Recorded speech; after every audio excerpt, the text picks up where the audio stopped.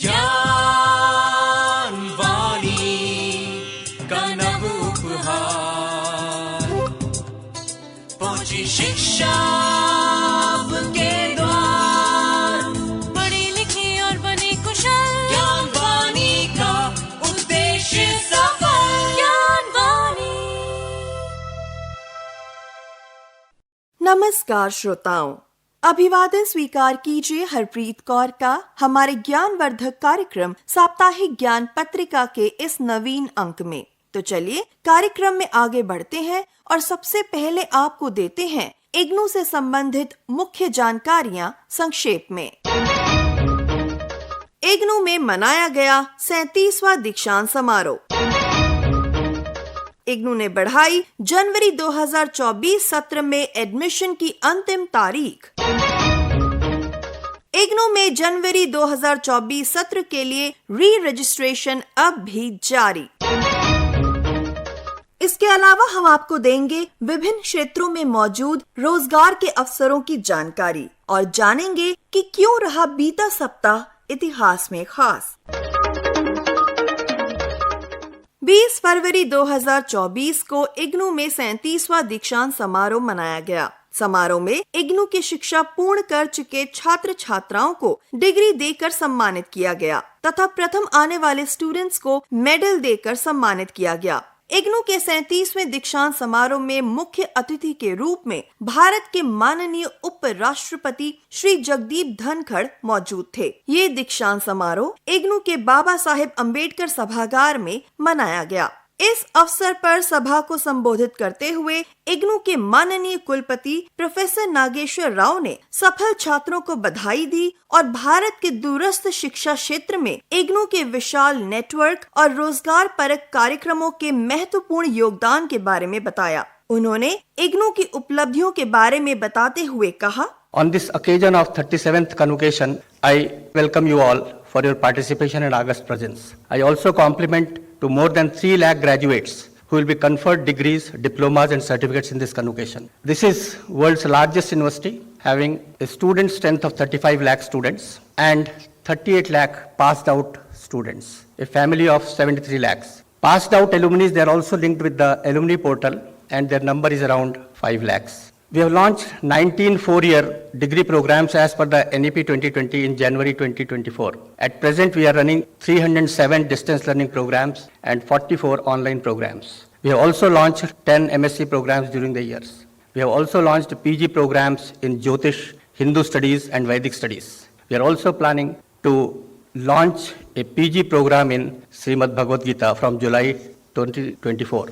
We are providing counseling to undergraduate students in social sciences subjects in 15 languages, including Manipuri in mother tongue. For the last 3 years, around 6,000 videos, they are telecasted live and are now available in YouTube. IGNU is the national coordinator of Swayam and Swayam Prabha. We are offering 225 Swayam courses with an enrollment of 1.70 lakhs in July 2023. Recently, inauguration of 10 regional center buildings located in Trivandrum, Rajkot, Agartala, Aizawl, Jodhpur, Noida, Pune, Bangalore, Jammu and Port Blair took place, reaching to 57 foreign countries with an annual enrollment of around 4,000, including 19 African countries through Ministry of External Affairs, E-Vidya Bharati. Recently, on December 5, 2023, we have signed an MOU with University of Kenya in the presence of Honorable Prime Minister of India.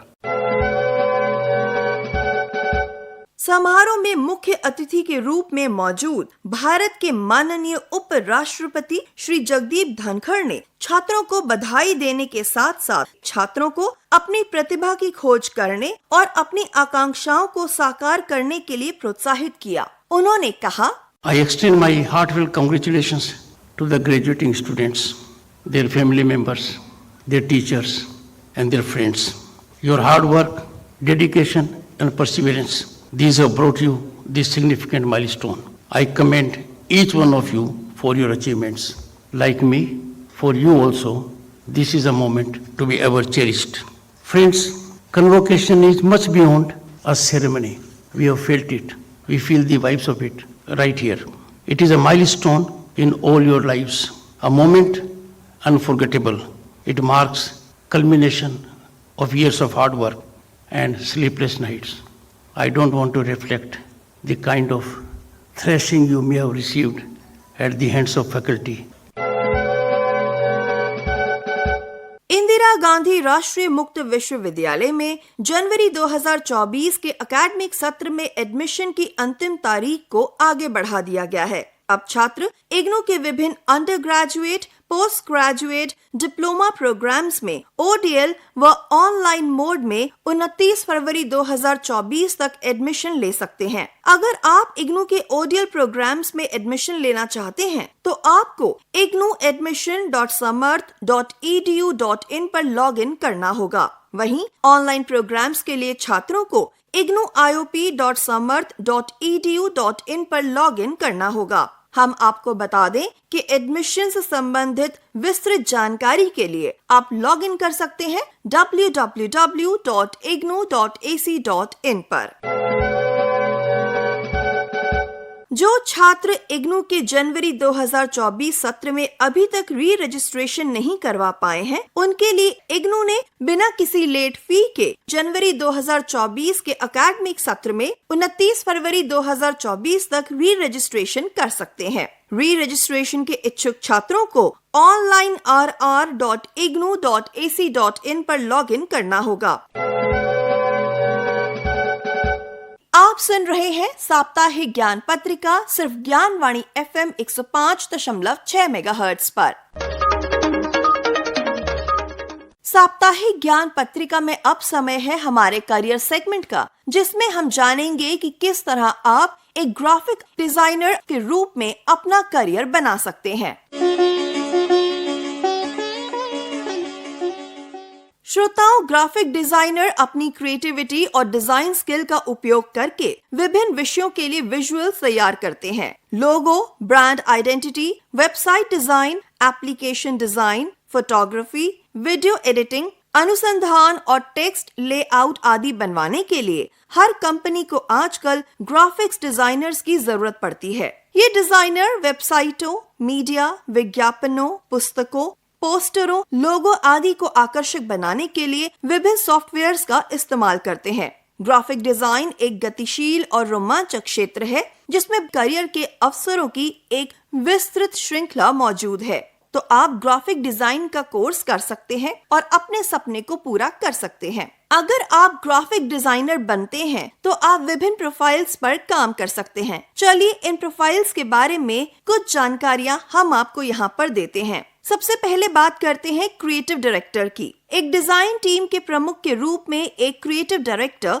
रचनात्मक प्रक्रिया के प्रबंधन और निर्देशन के लिए जिम्मेदार होता है। वे पूरी डिजाइन प्रक्रिया की देखरेख करता है और सुनिश्चित करता है कि अंतिम उत्पाद ग्राहक की जरूरतों को पूरा करे। इसके अलावा आप एक आर्ट डायरेक्टर भी बन सकते हैं। एक कला निर्देशक एक परियोजना के समग्र रूप और अनुभव को बनाने के लिए होता है। अब बात करते हैं सीनियर ग्राफिक डिजाइनर की। एक सीनियर ग्राफिक डिजाइनर एक अनुभवी डिजाइनर होता है जो क्लाइंट के निर्देशों को पूरा करने के लिए विजुअल डिजाइन्स बनाने के लिए होता है। अगर आप मोशन ग्राफिक डिजाइनर बनना चाहते हैं तो आप वीडियो और फिल्म प्रोजेक्ट के लिए एनिमेटेड ग्राफिक्स और विजुअल इफेक्ट बनाने का कार्य कर सकते हैं। पैकेजिंग डिजाइनर के रूप में आप उत्पादों के लिए विजुअल डिजाइन कर सकते हैं। इसके बाद बात करते हैं वेब डिजाइनर की। एक वेब डिजाइनर वेबसाइटों के विजुअल डिजाइन और लेआउट बनाने के लिए जिम्मेदार होता है। फिर बात होती है ग्राफिक डिजाइन प्रबंधक की। एक ग्राफिक डिजाइन प्रबंधक डिजाइनरों की एक टीम के प्रबंधन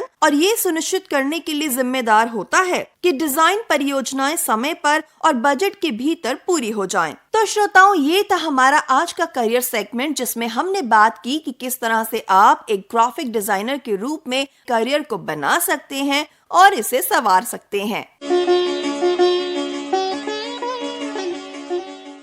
आप सुन रहे हैं साप्ताहिक ज्ञान पत्रिका।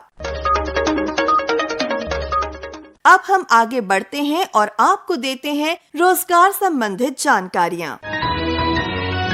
स्टेट बैंक ऑफ इंडिया में assistant manager security analyst, deputy manager security analyst, manager security analyst व assistant general manager application security के पदों के लिए आवेदन आमंत्रित किए गए हैं। आप इन पदों के लिए 4 मार्च 2024 तक आवेदन कर सकते हैं। अधिक जानकारी के लिए लॉगिन करें recruitment.bank.sbi पर। बनारस हिंदू यूनिवर्सिटी में प्रोफेसर, एसोसिएट प्रोफेसर और असिस्टेंट प्रोफेसर के पदों के लिए आप 4 मार्च 2024 तक आवेदन कर सकते हैं। अधिक जानकारी आप www.bhu.ac.in से प्राप्त कर सकते हैं।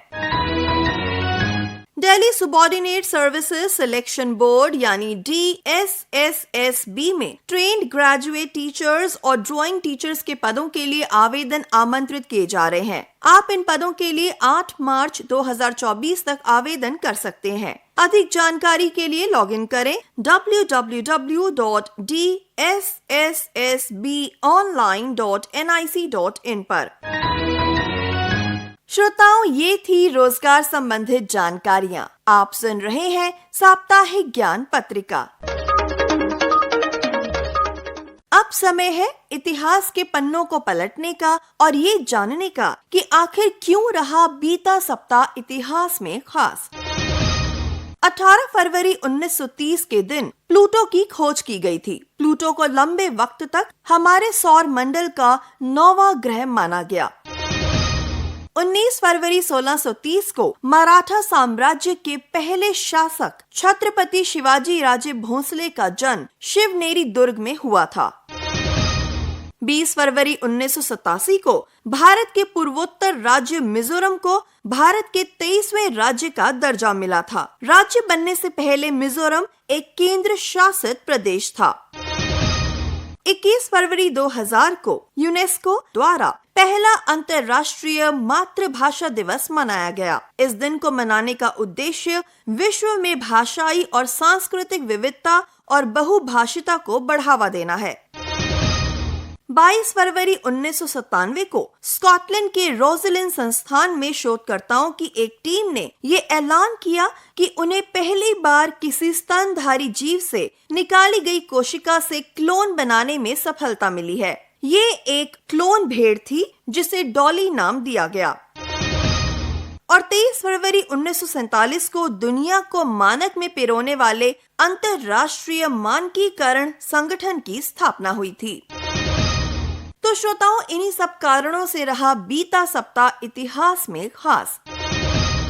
आप सुन रहे हैं साप्ताहिक ज्ञान पत्रिका। साप्ताहिक ज्ञान पत्रिका में अब समय है हमारे स्पेशल सेगमेंट का, जिसमें आज हम जानेंगे अंतर्राष्ट्रीय मातृभाषा दिवस के बारे में।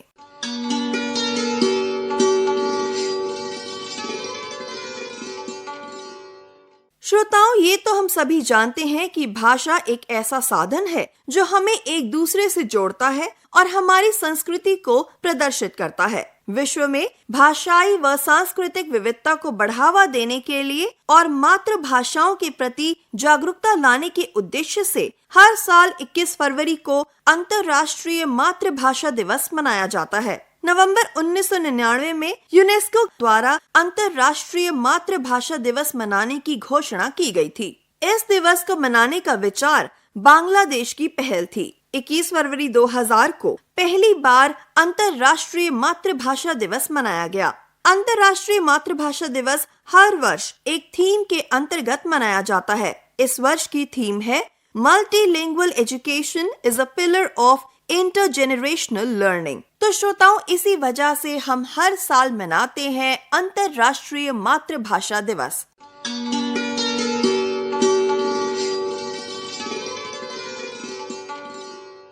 आप सुन रहे थे साप्ताहिक ज्ञान पत्रिका।